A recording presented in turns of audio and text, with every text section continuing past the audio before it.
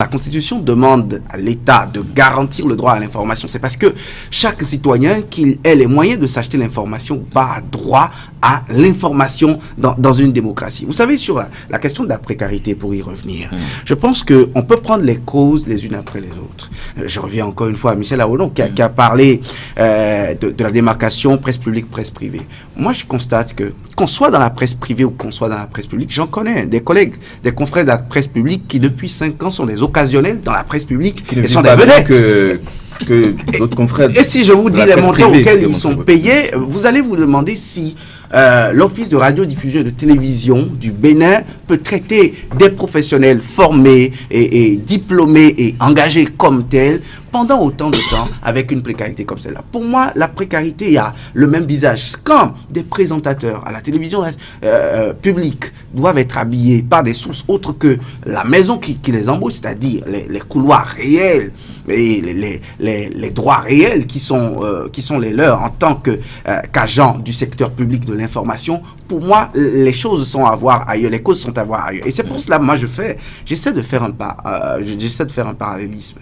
Est-ce que les pouvoirs publics ont intérêt à voir le journaliste moins précaire? Est-ce que déjà les choses auxquelles le pouvoir public est astreint, par exemple le droit à l'information, est-ce qu'on nous le facilite pour ensuite nous faciliter les mécanismes incitatifs, les mécanismes de financement? Est-ce que si nous n'avons pas à faire la détention préventive, nous n'avons pas à faire la garde à vue, est-ce qu'ils commencent pas à respecter cela déjà pour qu'un jour on espère qu'ils respectent les dispositions qui amènent à notre épanouissement? Parce que de tout temps, le financement occulte, le financement noir est ce qui a aidé la presse à vivre. Cette précarité ne date pas de 2016 ou je ne sais pas de quand. Cette précarité a toujours existé. La première convention collective, elle date de la nuit des temps. Édouard Locaux, aujourd'hui très proche du président de la République, était président du patronat quand la première convention collective était en train de signer.